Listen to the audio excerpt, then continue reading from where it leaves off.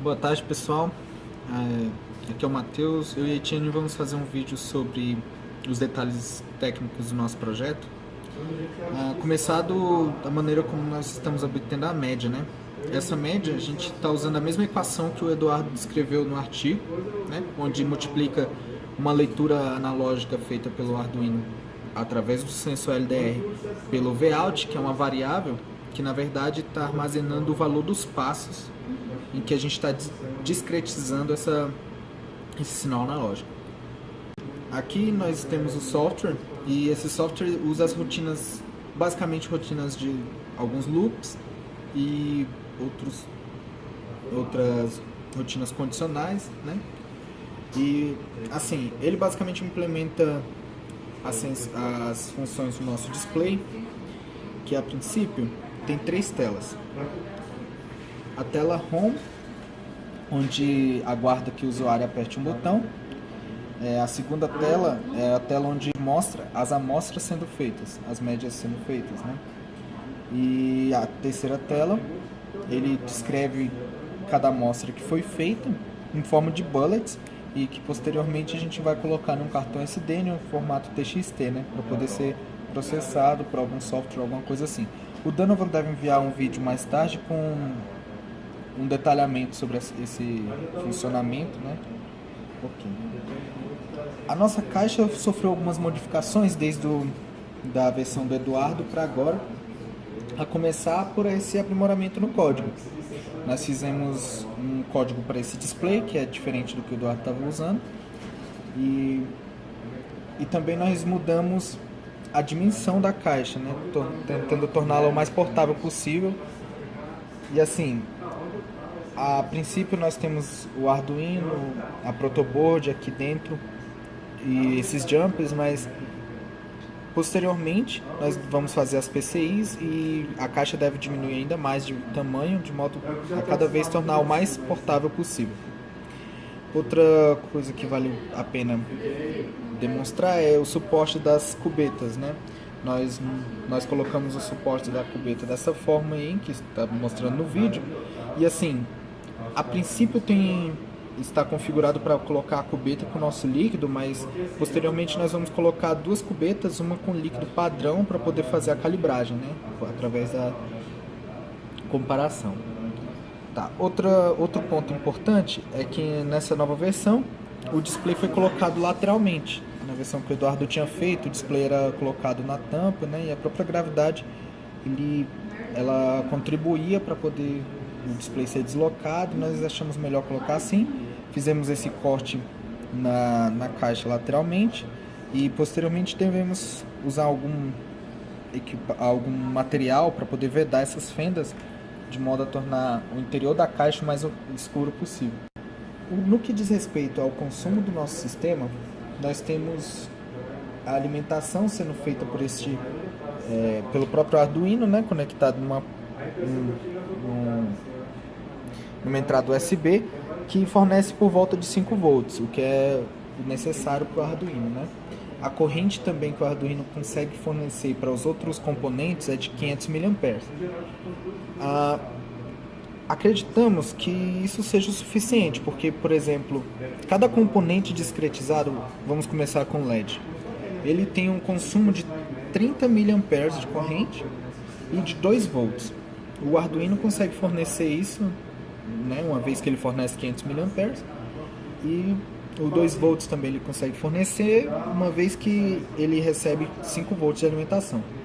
O comprimento de onda desse LED vermelho, né, é de 650 nanômetros, que também, de acordo com o artigo que o Eduardo está fazendo, está dentro da transmitância que ele tinha descrito lá. O display tem um consumo de 2.8 volts e 80 mA. O LDR tem uma potência máxima de 100 mW, e o servo, que é o componente que tem um consumo maior, tanto de tensão quanto de corrente, ele tem as seguintes faixas. Para a tensão, ele precisa entre 3 e 6 volts. E para a corrente, entre 0.1 até 1.2 amperes. Isso depende muito da carga que está sendo manejada por ele, né? Quanto maior seria essa carga, por exemplo, se tivesse um peso em que ele tivesse que utilizar um torque maior, a corrente com certeza seria maior. Então, gente, aqui é a Itiane e dando continuidade no vídeo, eu vou dar uma aprofundada nos materiais que a gente está utilizando. Primeiramente, nós estamos utilizando o Arduino Mega, que é alimentado numa fonte de 5 volts DC, que nós estamos conectando no computador. Todavia, quando nós formos implementar a fonte externa, nós precisaremos de uma fonte que forneça de 7 a 12 volts, porque o Arduino possui um regulador de tensão. E usando uma fonte nesse valor, o regulador ele não vai aquecer.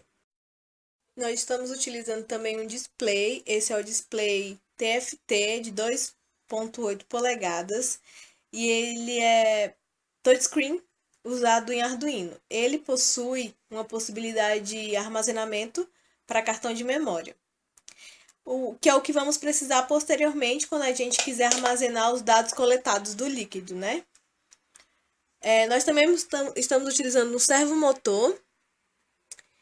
Ele nós escolhemos ele porque ele é bem pequeno, ele tem apenas 9 gramas e opera em uma faixa de corrente razoável.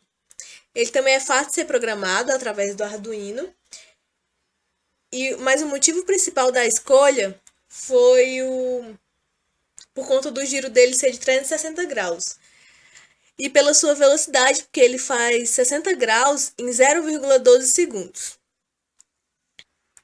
No momento, como emissor de luz, nós estamos utilizando esse LED, que é de 10 milímetros, e ele é da cor vermelha e possui alto brilho. Ele opera a 2 volts e a 30 mA de corrente. Além disso, nós estamos utilizando o LDR, que é um resistor que depende da luz, né? Ele varia a resistência de acordo com a intensidade de luz. O nosso é de 10 milímetros. Por quê? Tinha o de 5 milímetros disponível, mas o de 10 milímetros ele capta um espectro de luz superior ao de 5 milímetros. Enquanto o de 5 milímetros capta 540 nanômetros, o de 10 capta por volta de 620. Aí, além desses materiais, nós estamos utilizando 2 resistores, um de 220 ohms e um de 10 quiloohms, que é para a segurança dos componentes. Em relação à interferência eletromagnética, pelo que foi pesquisado, no caso do nosso dispositivo, há uma pequena chance de haver uma interferência. E essa interferência pode haver por conta da inadequação das instalações elétricas, principalmente quando a gente for implementar a fonte externa. Para medir esse nível de interferência, creio que seja necessária a utilização de um analisador de espectro. Basicamente, o fluxograma desse dispositivo a amostra é inserida, a cubeta, no caso, é inserida no compartimento. Após isso, há o acionamento do circuito, que vai levar ao acionamento do display. O display ele fica nessa tela no aguardo para iniciar. Depois disso, ao iniciar o servomotor é acionado, né? E a luz de LED incide sobre a amostra. Daí, o sensor LDR capta a intensidade da luz, que não foi absorvida pela solução, e as informações de intensidade são lidas pelo Arduino. 5 médias são obtidas e as médias são mostradas no display. Isso é mais ou menos um fluxograma do componente.